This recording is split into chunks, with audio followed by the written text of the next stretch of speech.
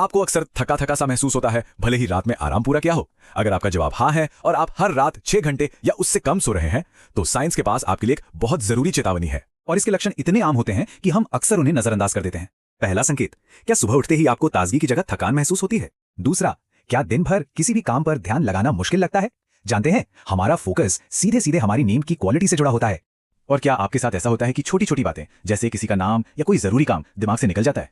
नींद की कमी का असर हमारे मूड पर भी साफ दिखता है। क्या आपको बेवजह चिड़चिड़ापन या गुस्सा महसूस हो रहा है? और आखिर में, क्या छोटे बड़े फैसले लेते समय एक उलझन सी महसूस होती है, एक कंफ्यूजन बना रहता है?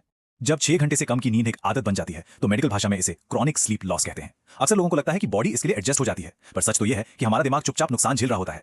सोते वक्त हमारा दिमाग एक तरह से सफाई का काम करता है। ये जहरीले टॉक्सिन्स को बाहर निकालता है और दिन भर की यादों को सही जगह पर स्टोर करता है। लेकिन जब हम पूरी नींद नहीं लेते तो यह जरूरी प्रोसेस रुक जाता है, टॉक्सिन्स जमा होने लगते हैं, यादें बिखरी रहती हैं और ब्रेन की रिपेयरिंग अधूरी रह जाती है। और इसका नतीजा हमें अपनी रोजमर्रा की जिंदगी में साफ दिखाई देता है। हमारे कामों में गलतियां बढ़ जाती हैं, एक्सीडेंट्स का खतरा बढ़ जाता है, हम जल्दी थकने लगते हैं, हमारा इमोशनल कंट्रोल कमजोर हो जाता है और कुछ नया सीखने की हमारी क्षमता भी घट जाती है।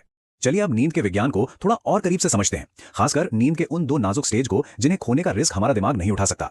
नींद के 2 सबसे जरूरी हिस्से हैं, डीप स्लीप जहां हमारे शरीर और दिमाग की मरम्मत होती है, और रेम स्लीप जो यादों को पक्का करने और इमोशनल बैलेंस बनाने के लिए जरूरी है। एक के बिना दूसरा अधूरा है। चार्ट एक बहुत चौंकाने वाली सच्चाई बताता है। जब आप अपनी नींद को 7-8 घंटे से घटाकर 6 घंटे से कम कर देते हैं तो आप सिर्फ घंटे नहीं खो रहे होते, आप अपनी डीप स्लीप और आरईएम स्लीप का एक बहुत बड़ा हिस्सा खो देते हैं, जो कि मरम्मत और याददाश्त के लिए सबसे जरूरी है। मतलब आप सो तो रहे हैं पर आपका दिमाग ठीक नहीं हो रहा है। जब यह सिलसिला लंबे समय तक चलता है तो इससे हाई ब्लड प्रेशर, स्ट्रोक का खतरा, एंग्जाइटी, डिप्रेशन और सीखने की क्षमता में स्थायी कमी जैसी गंभीर स्वास्थ्य समस्याएं हो सकती हैं। और सबसे जरूरी कदम, नींद को प्राथमिकता दें। हर रात 7 से 8 घंटे की अच्छी नींद का लक्ष्य रखें। ये कोई ऑप्शन नहीं है, ये एक बायोलॉजिकल जरूरत है। बेहतर नींद के लिए इन 5 आदतों को अपनाएं। रोज एक ही समय पर सोएं और जागें। सोने से 1 घंटा पहले सभी स्क्रीन बंद कर दें। अपने कमरे को ठंडा, अंधेरा और शांत रखें। सोने से 6-8 घंटे पहले कैफीन से बचें और सोने से पहले दिमाग को शांत करने के लिए गहरी सांस लेने या हल्की स्ट्रेचिंग जैसा कोई रूटीन बनाएं। स्क्रीन बंद करने का नियम इतना जरूरी क्यों है? क्योंकि स्क्रीन से निकलने वाली नीली रोशनी मेलाटोनिन नाम के स्लीप हार्मोन को बनने से रोकती है। इससे दिमाग को गलत सिग्नल मिलता है कि अभी भी दिन है और उसे सोने के लिए तैयार होने में मुश्किल होती है। आप इस बात को हमेशा याद रखिए, नींद टाइम वेस्ट नहीं है, नींद आपके ब्रेन में एक इन्वेस्टमेंट है। आज अपनी नींद को अहमियत देने का मतलब है आने वाले कल में एक मजबूत याददाश्त, तेज फोकस और बेहतर सेहत को चुनना।